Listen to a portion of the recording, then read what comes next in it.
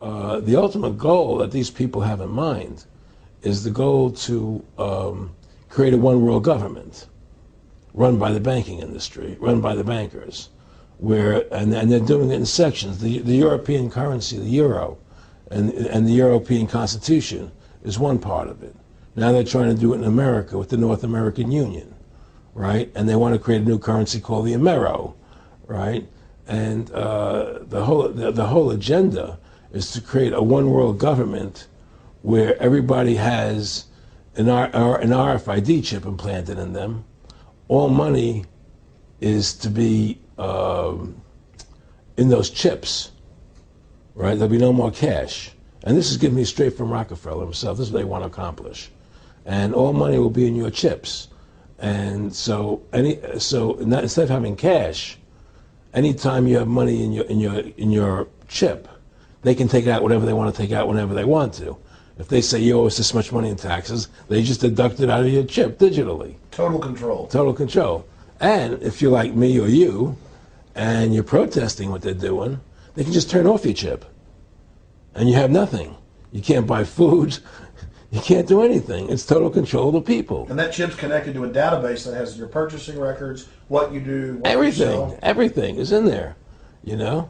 And so they want a one world government controlled by them, everybody being chipped, all your money in those chips, and they control the chips, and they control people, and you become a slave, you become a serf to these people. That's their goal, that's their intentions. Eric, can you be specific about when you met Rockefeller, how it happened in these discussions?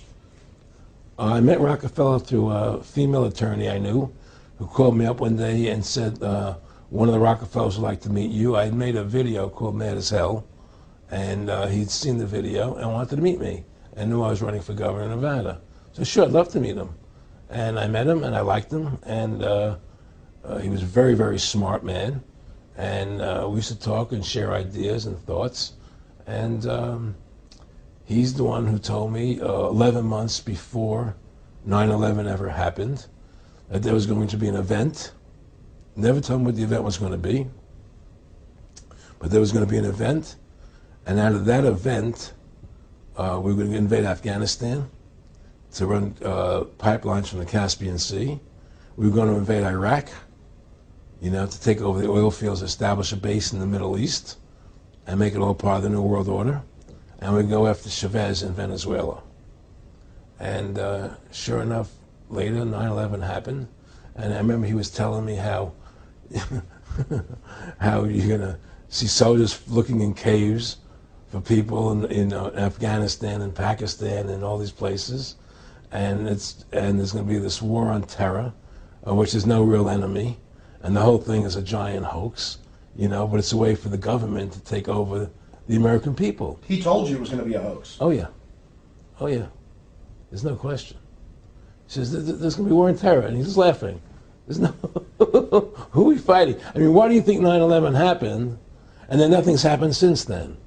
Do you think that our security is so great here that these people who pulled off 9/11, who were able to, can't knock down another plane? Come on, it's ridiculous. 9/11 was done by people in our own government and our own banking system to perpetuate the fear of the American people into subordinating themselves to anything the government wants them to do. That's what it's about, and to create this war, this endless war on terror. And that's why and that was the first lie. And the next lie was going into Iraq, you know, to get Saddam Hussein out with his weapons of mass destruction. That was the next lie. Now, specifically, this was a little over 6 years ago. This was 11 months before 9/11. Yeah. And Nick Rockefeller, who's a lawyer, he's become your friend over the previous years, and he's saying to you that there's going to be this big event, and then out of that we're going to have a war on terror, and it's just going to go on and on. Right, an endless war on terror without any real enemy. That you can never, so you can never define a winner. And did he say that it's going to be perfect because you can't define an enemy? It just goes on and on? Yeah, because you can't define a winner. There's no one who's on to beat, so it goes on and on forever. And they can do whatever they want. They scared the hell out of the American public. Look, this whole war on terror is a fraud. It's a farce. It's very difficult to say it out loud because people are intimidated against saying it. Because if you say it, they want to make you into a nutcase. Let's But be the truth has to come out. That's why I'm doing this interview. The fact of the matter happens to be that the whole war on terror is a fraud. It's a farce. Yeah, there's a war going on in Iraq because we invaded Iraq, and people over there fighting, you know. But the war on terror, that's a joke, you know. And until we discover what really happened on 9/11 and who was responsible for 9/11, because that's where the war on terror emanates from. That's where it comes from.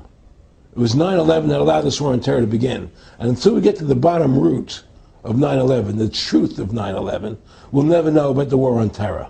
Aaron, you said that he was, and I think it's important, and I know this about the Rockefellers from Dr. Dennis Cuddy and many others who literally, he'll be 20 years old in a lunch line at college, and there's David Rockefeller. And here's here, I mean, they're experts at recruiting and getting what they call players, and that clearly he was, I mean, I want to make it specific and just get you to reiterate what you said last night about you got 30% of the vote, you were having an effect, you made mad as hell, they knew that you'd started the Constitution Party, Yeah. They knew that you were somebody who was taking action and getting things done, you'd already made some big films, had a lot of other successes, Right. So they were trying to recruit you, and didn't it come down to the point of, hey, we are here to recruit you, and don't worry, your chip's going to say, don't mess with us, you know, this guy's don't touch. Yeah, yes, that did happen. I was definitely being recruited, but it's more subtle than that. Well, in your words, just go through the process, and then what he said. Well, what it is remember we were friends, and we used to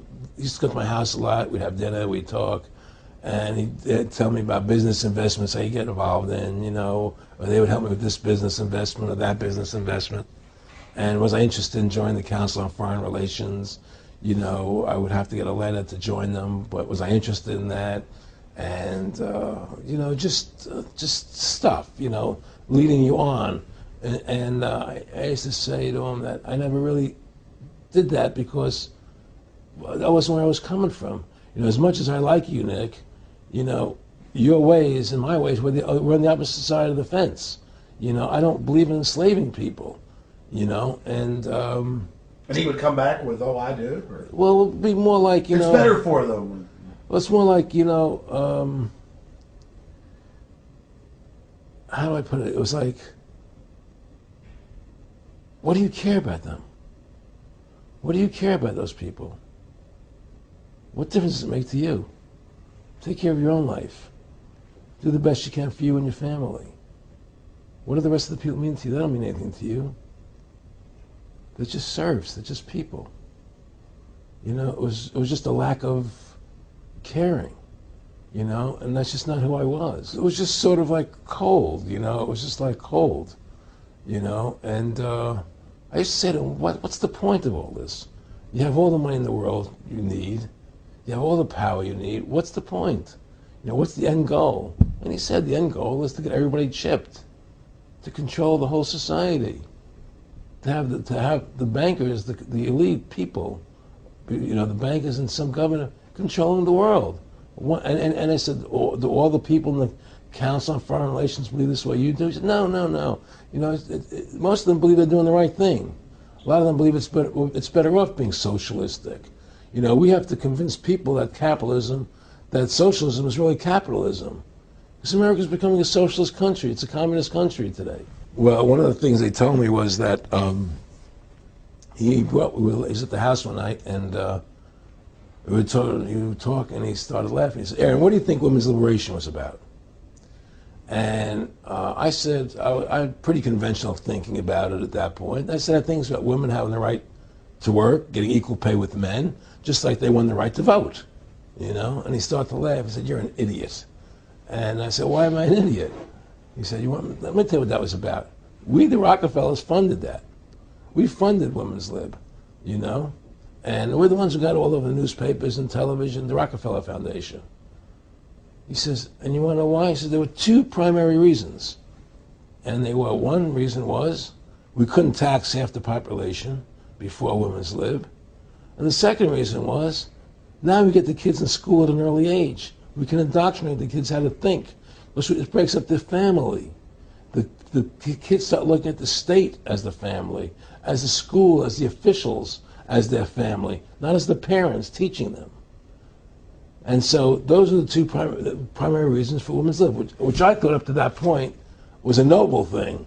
You know, when I saw their intentions behind it, where they were coming from when they created it, the thought of it, I saw the evil behind what I thought was a noble adventure.